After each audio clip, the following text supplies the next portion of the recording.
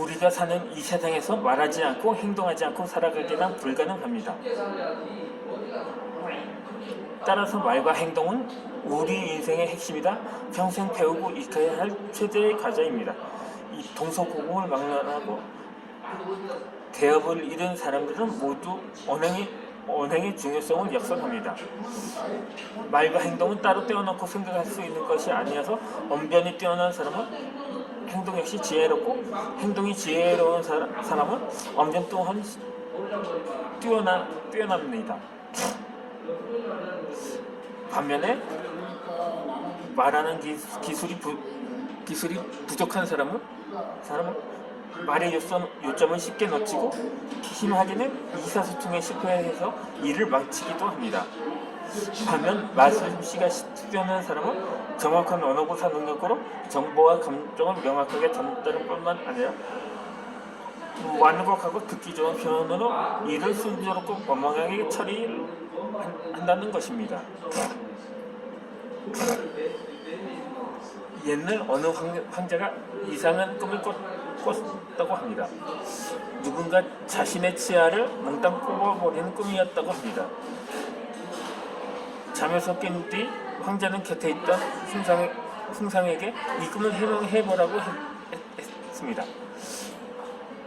이 승상은 해명서에 나온 대로 솔직하게 황제에 보였다고 합니다. 폐하의 가족들이 폐하보다 먼저 죽을 것이라는 징조라고 했던 거죠.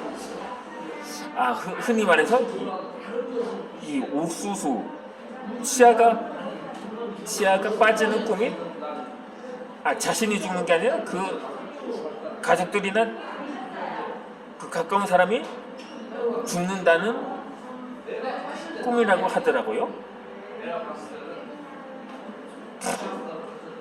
그러자 황제는 크게 노하해서 그 승상을 사형에 처했다고 합니다.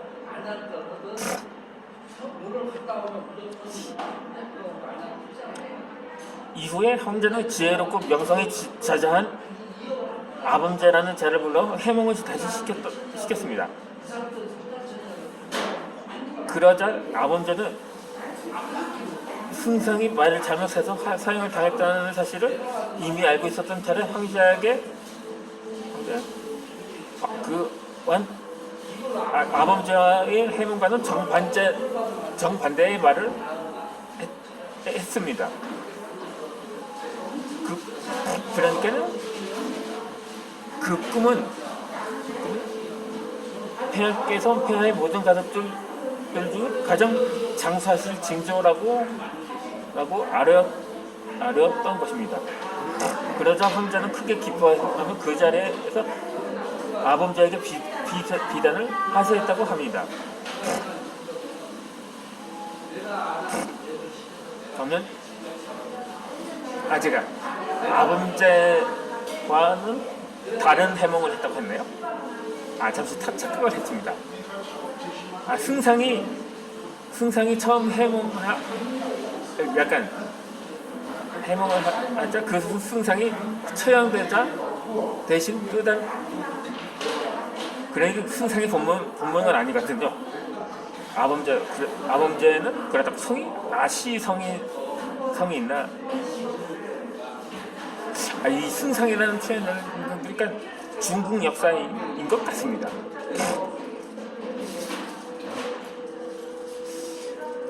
아무튼간에 승상과 이 아범제가 말한 내용은 사실 황제가 나중에 죽고 가족이 먼저 죽는다는 그 뜻은 완전히 같은 것입니다. 그러나 결과는 이 하늘과 땅 차이라는 것입니다. 이 승상은 사형을 당하고 아범제는 상을 받았던 거죠. 어째서 이렇게 다른 결말이 나오게 되는 것일까요? 이는 승상은 지나치게 솔직하고 직접적인 말을 해서 듣는 이의 신기를 불편하게 만들면 아범제는 같은 말이라도 상대방이 듣기 좋게 완벽한 표현을 썼기 때문이라는 것입니다.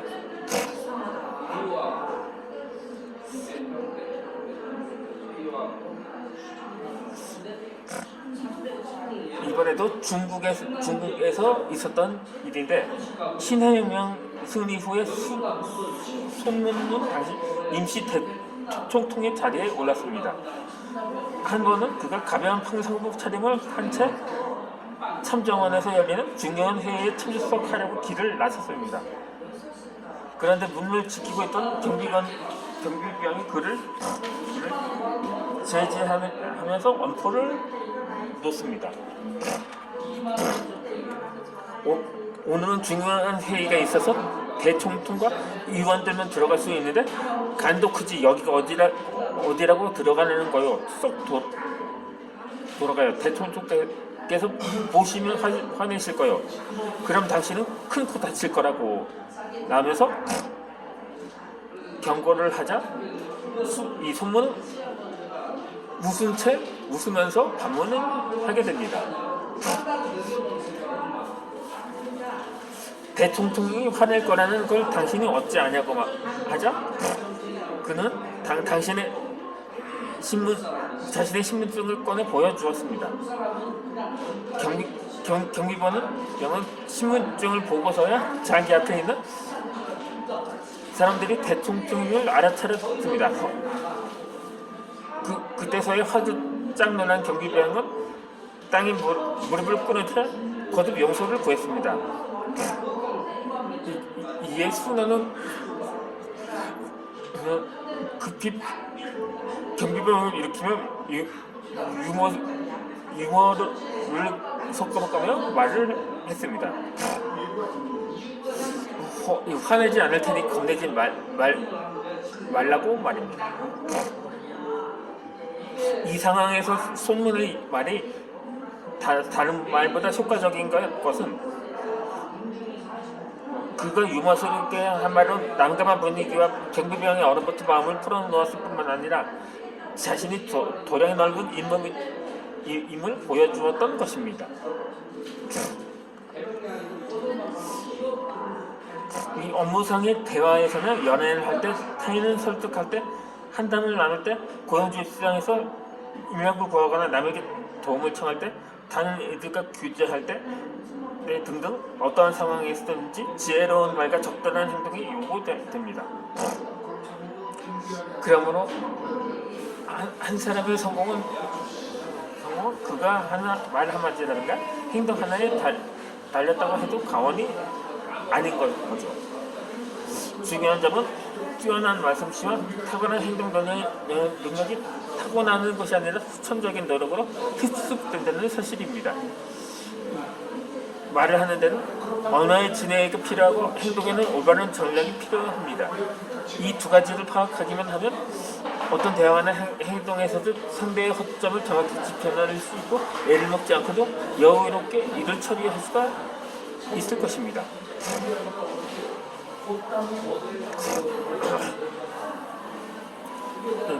이 영상에서는 언어의 기술과 행동의 지혜를 담은 전략을 36가지로 정리해 보려고 합니다. 여기 생동감 넘치는 사례를 함께 제시하며 각각의 전략을 구조적으로 어떻게 활용할 수 있는지를 상세히 설명함으로써 실용성을 더해보았습니다. 모쪼록 이 영상이 언어의 기술과 행동의 지혜를 터득하는 데 도움이 되어 시청자와 구독자들의 뛰어난 행동과 화술의 달인이 있기를 바랍니다.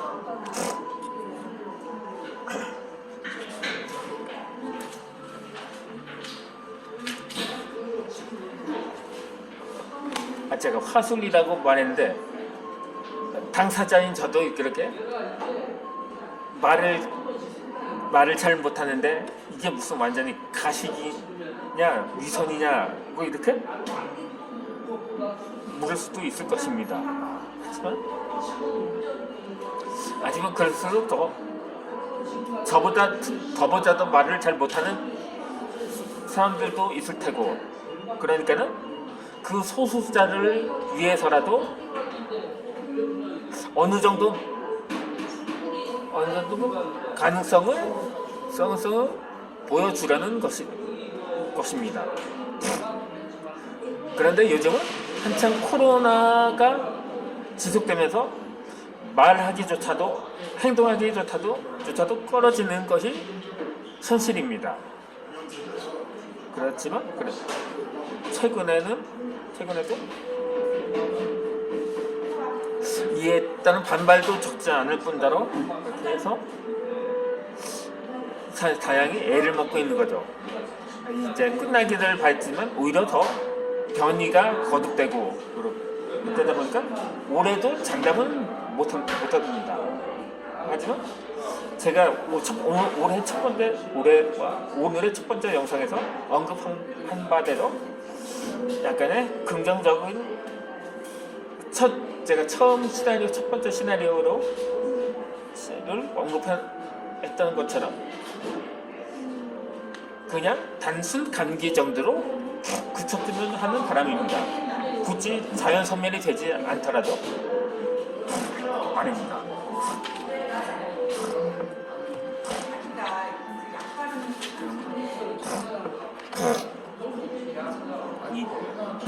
사실상 이 말을 잘할 수 있는 것도 처음 만난 사람에게는 친근함으로 다가가야 합니다.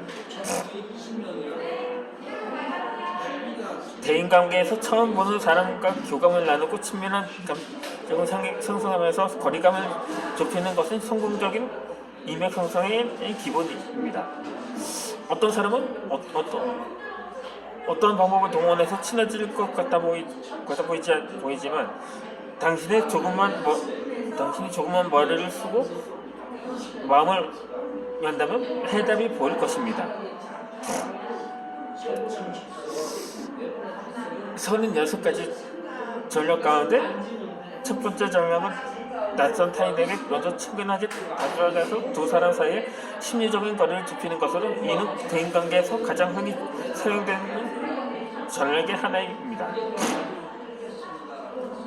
이 첫 만남인데도 불구하고 마치 오래 알고 지낸 사이처럼 편안하게 대할 수만 있다면 그것이야말로 대인관계에서 성공을 불러오는 이상적인 능력이라 할 것입니다.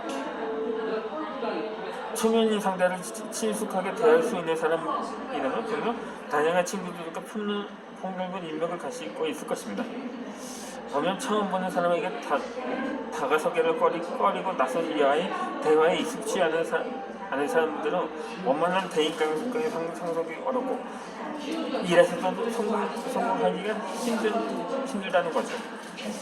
그래서 처음 만난 사람들은 어느 쪽이든 되도록 빨리 어색한 분위기를 끼고 감정의 거리를 좁혀 상대방에게 좋은 인상을 남기고 싶어 하기 마련입니다. 이 다른 사람과 처음 만난 자리에서 앞으로 소개할 전략을 활용한다면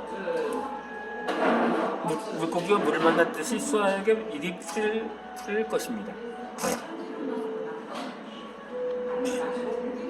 친척이냐 동향인이라고 하면 비교적 가까운 관계로 인식되기 때문에 친근한 느낌을 주어서 서로 간의 신뢰를 높이는 데 도움이 됩니다. 특히 앞에 있는 낯선이가 자신과 관계 있는 사람이라면 사람의 것을 알게 됐을 때의 반가움은 더욱 큽니다.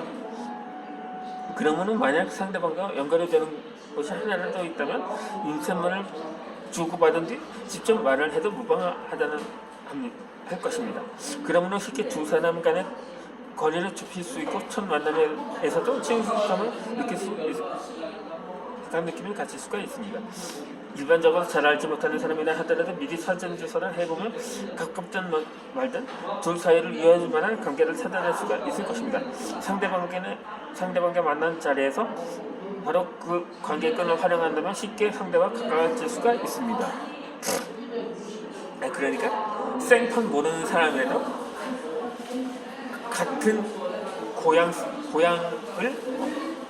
지역을 언급하면 거의 사실은 아는 척을 하는 것이 그러면 이어서 영상을 설명해 드리겠습니다.